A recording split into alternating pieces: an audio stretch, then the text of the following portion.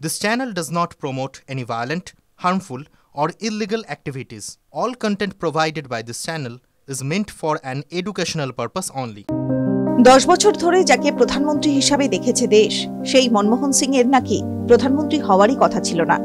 তাই তার বায়োপিকের নামকরণ করা হয় অ্যাক্সিডেন্টাল প্রাইম মিনিস্টার।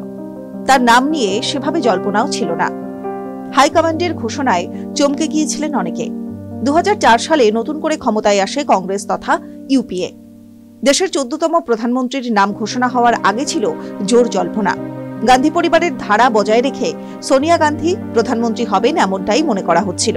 আবার জন্মসূত্রে ভারতীয় না হওয়ায় সোনিয়া গান্ধী প্রধানমন্ত্রী হবেন কিনা তা নিয়েও ছিল সন্দেহ। আচমকাই হাইকমান্ডের সিদ্ধান্তে প্রধানমন্ত্রী করা হলো কংগ্রেস নেতা তথা দেশের অন্যতম বিশিষ্ট অর্থনীতিবিদ মনমোহন সিংকে। অনেকেই বলেন প্রধানমন্ত্রী হওয়ার কথাই ছিল না, ঘটনাচক্রে প্রধানমন্ত্রী হয়ে গেলেন। তাই তিনি যেন অ্যাক্সিডেন্টাল প্রধানমন্ত্রী।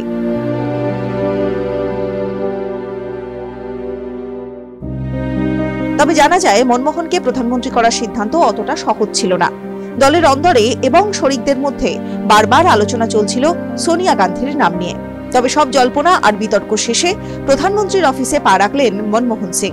একবার নয়, পরপর দুবার এক টানা 10 বছর প্রধানমন্ত্রী হওয়ার রেকর্ড গড়লেন মনমোহন। সোনিয়া গান্ধী পিছিয়ে গেলেন বলেই মনমোহনের প্রধানমন্ত্রী হওয়া।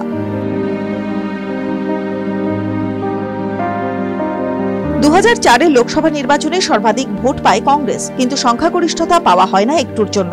এরপর শরিকদের নিয়ে তৈরি হয় ইউনাইটেড প্রোগ্রেসিভ অ্যালায়েন্স বা ইউপিএ। শরিকদের নিয়ে যখন সোনিয়া গান্ধী সরকার গঠনের পথে, তখন বিরোধীদের পক্ষ থেকে নানা রকমের প্রশ্ন উঠতে শুরু করেছে। সোনিয়া গান্ধী জন্মসূত্রে ভারতীয় নন, তিনি কিভাবে হবেন দেশের প্রধানমন্ত্রী? প্রবল বিরোধিতার মুখে পিছু হটেন সোনিয়া গান্ধী। সিদ্ধান্ত নেওয়া হয় সোনিয়া নয়, প্রধানমন্ত্রীর আসনে বসবেন অন্য কেউ। ইউপিএর মধ্যে তখন প্রধানমন্ত্রী খোঁজা শুরু। সেই সময় উঠে আসে বর্ষিয়ার নেতা মনমোহন সিং এর নাম। বিশিষ্ট অর্থনীতিবিদ হিসাবে তার পরিচিতি ছিলই। 1991 থেকে 1996 সাল পর্যন্ত অর্থমন্ত্রীর দায়িত্ব সামলানোর অভিজ্ঞতাও ছিল মনমোহনের, তাই তাকেই পছন্দ ছিল একাংশের। তবে এই দৌড়ে ছিল আরো একজনের নাম, প্রণব মুখোপাধ্যায়। তাই মনমোহন সিং প্রধানমন্ত্রী হওয়ায় অবাক হয়েছিলেন অনেকেই।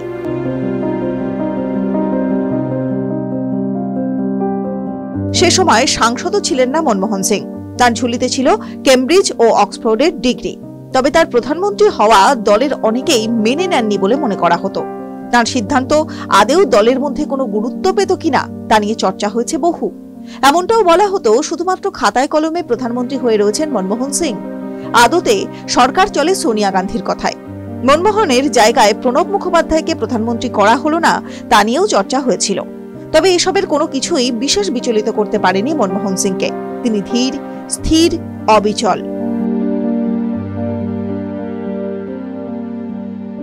প্রধানমন্ত্রী হওয়ার আগে এমনকি পরেও বেশ কিছুদিন প্রণব মুখোপাধ্যায়কে স্যার বলে সম্বোধন করতেন তিনি।